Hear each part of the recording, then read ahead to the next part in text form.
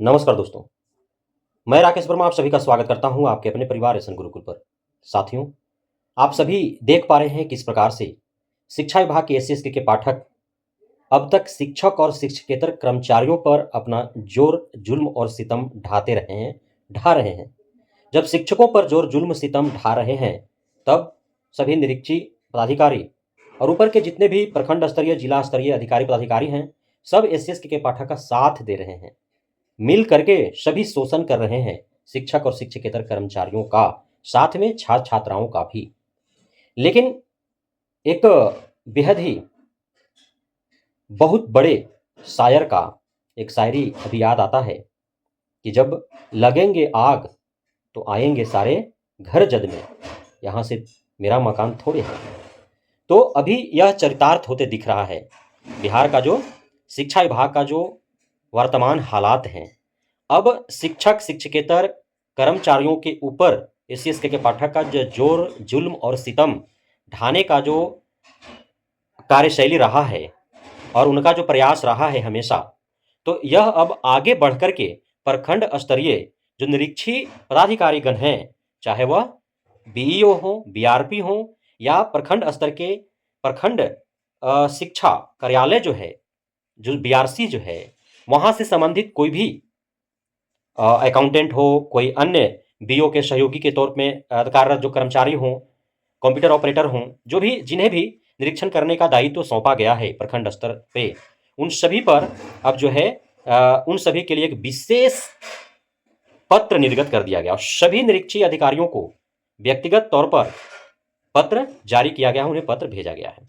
आखिर उस पत्र में क्या है जो मुझे शिक्षक शिक्षकेतर कर्मचारियों पर हो रहे जोर जुल्म सितम से उसे जोड़ने पर मजबूर होना पड़ रहा है।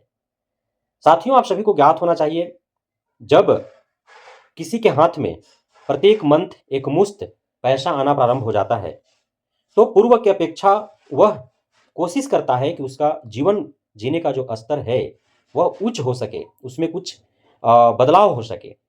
इस हेतु वह गांव से शहर की ओर भागता है, क्योंकि शहर में रहने ठहरने के लिए शिक्षा, स्वास्थ्य, मनोरंजन, हर प्रकार की सुविधाएं उसे वहां सहूलियत होता है, उसे प्राप्त हो जाता है। अब प्रखंड मुख्यालय और जिला मुख्यालय में बहुत सारे अंतर होते हैं।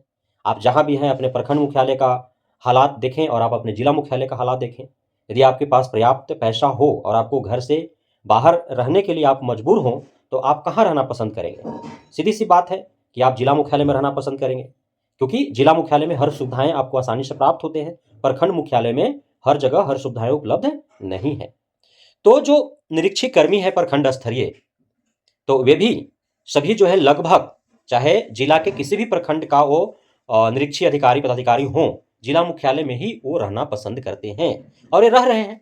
यदि वो अपने फैमिली के साथ हैं, तो बच्चे उनके जो है जिला मुख्यालय के ही किसी विद्यालय में नामांकित हैं और ऐसे भले ही वो सरकारी विद्यालयों में शिक्षा सुधार की बात कर रहे हैं और शिक्षा सुधार में लगे हुए हैं, लेकिन कोई भी अधिकारी पदाधिकारी जो है शिक्षा विभाग से जुड़ा हुआ हो या अन्य कोई भी हो, उनके बच्चे आप सभी को पता है कि सीबीएसई बोर्ड में बड़े-बड़े प्राइवेट संस्थानों में वो पढ़ते हैं।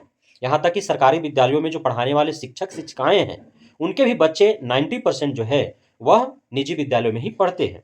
तो अब जिला मुख्यालय में जो रह रहे हैं निरीक्षी अधिकारी की बात क्या करें, जो शिक्षक हैं जिनको जिला मुख्यालय से 20 किलोमीटर, 25 किलोमीटर, 30 किलोमीटर के दूरी पर भी यदि उनका विद्यालय है, तो वे जिला मुख्यालय में ही रहना पसंद कर रहे हैं और अपने भी बच्चों के साथ वहाँ रह रहे हैं। बच्चों को अच्छे विद्यालय में सीबीएसई से एफिलिएटेड जो विद्यालय है वहाँ पे वो नामांकन करा रखे हैं और बच्चे उनका पढ़ रहे हैं।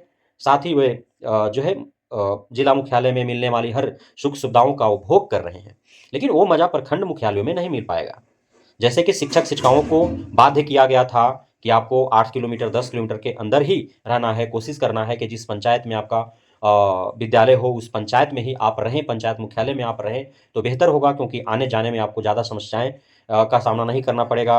आप जो है लेट लतीफ़ नहीं होगा, आने जाने के क्रम में कोई घटनाएं नहीं घटेगी। इस प्रकार की जो है दिशा निर्देश जारी किए गए थे। हालांकि उस दिशा निर्देश का हवा हवाई हो गया।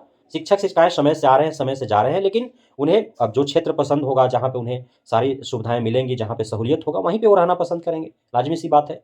तो उसी प्रकार से अब जो है निरीक्षी अधिकारियों के लिए जो जिला स्तरीय हैं, चाहे वो बीईओ हो, बीआरपी हो या अन्य जो भी दायित्व सौंपा गया है, उन सभी को निर्देश जारी किया गया है और 24 नहीं बल्कि 48 घंटे का समय दिया गया है कि 48 घंटे के अंदर सभी को जिला मुख्यालय छोड़ करके और अपने-अपने प्रखंड मुख्यालय में जाकर के उन्हें आवास सिर्फ ढूँढना ही नहीं है, बल्कि वहाँ पे जाकर के रहना प्रारंभ कर देना है और आप प्रखंड मुख्यालय में रहना आरंभ कर चुके हैं, इसका फ़ोटो भी डीईओ को भेजना है कि हाँ, फलाने प्रखंड के हम जो है निरीक्षी अधिकारी हैं और इस प्रखंड मुख्यालय में यहाँ हम रहना आरंभ कर दिए हैं, उसका जो है उन्हें बाज़ाब्ते फ़ोटो भेजना है। उसका लॉन्गिट्यूड, लैटिट्यूड जो डायरेक्शन होता है, वो भेजना है उनको, ताकि उनको पता चल पाए डीईओ को कि हाँ, वो वास्तव में जो है फ़ॉल्स फ़ोटो नहीं है, वहीं का है। क्योंकि उसे लॉन्गिट्यूड और लैटिट्यूड से समझ में आ जाता है कि एक्चुअल जो फ़ोटो भेजा गया है, वो वहीं का है। तो मैपिंग करके भेजना है। अब ये क्यों किया जा रहा है ऐसा? क्योंकि एससी-एसटी के पाठक को लग रहा है कि जिला मुख्यालय में रहने की वजह से वे समय से विद्यालयों में नहीं जा पा रहे हैं, क्योंकि जिला मुख्यालयों से 150 100 2-2 100 किलोमीटर दूरी पर जो है सरकारी विद्यालय है अलग-अलग प्रखंडों में। तो एससी-एसटी के पाठक का सोचना लाज़मी है कि समय से जो है निरीक्षी पदाधिकारी विद्यालयों में नहीं जा पा रहे हैं। इसका मुख्य कारण हो सकता है कि वे काफ़ी दूरी पर जिला मुख्यालय में रह रहे हैं, इस वजह से उनको जाने में वहाँ समय लग जा रहा है। साथ ही आप सभी को ज्ञात है कि गर्मी की छुट्टी में जो विद्यालय संचालन हो रहे हैं, तो इसमें विशेष रूप से निरीक्षी अधिकारियों को एसएसके के पाठक का निर्देश है कि 1 महीना पूरी सख्ती से जाँच करना है और दिन में 1 बार नहीं, 2-2 3-3 बार जाँच करना है। सभी को 1 दिन में 10 विद्यालय मिनिमम, कम से कम 10 विद्यालयों का निरीक्षण हर निरीक्षी अधिकारी को कर लेना है। सभी विद्यालयों में जाना है, वहाँ के आंकड़े देने हैं और वहाँ के फ़ोटो भी भेजना है। बिना फ़ोटो का काम नहीं चलेगा। अब आप सभी को मैंने बताया था कि इस प्रकार से गर्मी छुट्टी के में जो मिशन दक्ष का कक्षा का आयोजन हो रहा है, उसमें किस प्रकार से घोटाले चल रहे हैं एमडीएम का। नामांकन कुछ और है, उपस्थिति कुछ और है, एमडीएम दिखाए जा रहे हैं। सभी को उपस्थित करके फ़ॉल्स उपस्थिति जो है दिखा करके और दिखाए जा रहे हैं कि 40 बच्चा है, 50 बच्चा है, 90 बच्चा है, 100 बच्चा है मिशन दक्ष में और सभी आ रहे हैं, सभी का भोजन बन रहा है और वो पैसा जो है वो मिल बाँट के सभी नीचे से ऊपर तक वो खा रहे हैं। और एसएसके के पाठक चूँकि अब तक जो है सिर्फ एमडीएम के पैसे का ही वो घोटाला नहीं कर पाए थे, इसलिए गर्मी का छुट्टी में उनको एक अवसर प्रदान हुआ और वे जो है एमडीएम का पैसा घोटाले करने के लिए उतारू हैं। निरीक्षी कर्मी जाएँगे तो घर से पकड़-पकड़ के जो है विद्यार्थियों को, छात्र-छात्राओं को विद्यालय नहीं पहुँचाएँगे। जो छात्र-छात्राएँ विद्यालयों में रहेंगे, वही रहेंगे और निरीक्षी कर्मी को अपनी नौकरी बचाने के लिए कि उन पर कार्रवाई न हो और प्रधानाध्यापकों पर कार्रवाई न हो, तो दोनों मिल कर के जो है वो गोल-मोल जो है फर्जी उपस्थिति जो है, चूँकि डीओ का भी दबाव रहेगा, बीओ का भी दबाव रहेगा, तो प्रधानाध्यापक बेचारा क्या करेंगे? प्रधानाध्यापक तो अपना नौकरी भी उनको भी बचाना है, लेकिन एमडीएम का पैसा जो है वो सब बीओ, डीओ ही मिल कर के खाएँगे और एसएससी के पाठक तक भी उसका जो है कुछ हिस्सा पहुँचेगा। तो यह कुल मिलाकर के जो है अब चूँकि सभी जो निरीक्षी कर्मी हैं, वो खूब शोषण और प्रताड़ित किए हैं शिक्षक-शिक्षाओं, छात्र-छात्राओं का एसएससी के पाठक के निर्देश के आलोक में और खूब मज़ा लिए हैं, उनको खूब मज़ा आ रहा था। अब एसएसके के पाठक जो है, वो उनको ही शोषित और प्रताड़ित करने के लिए दिशा निर्देश जारी कर दिया है। अब कैसा लग रहा होगा सबको? जिला मुख्यालय में बहुत मस्ती से थे, हर सुख-सुविधा उनको मिल रहा था, सारे चीज़ उसको कदमों में थे। उन अधिकारियों के कदमों में सारे सुविधाएँ थी, लेकिन अब प्रखंड मुख्यालय में जाइए, क्या मिलेगा आपको वहाँ पे?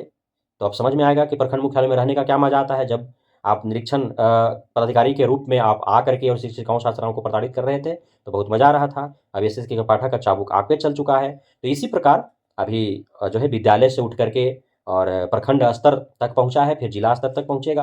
तो सभी धीरे-धीरे जो है एसएसके के पाठक के जद में आएँगे। इसलिए जो चुप रहेगा, वो सब मरेगा। तो यह अब सत्य प्रतीत होते हुआ दिख रहा है। बहुत-बहुत धन्यवाद आप सभी साथियों का हमारे साथ जुड़े रहने के लिए, बने रहने के लिए, इतना प्यार देने के लिए, हम पे भरोसा बनाए रखने के लिए। जय हिंद।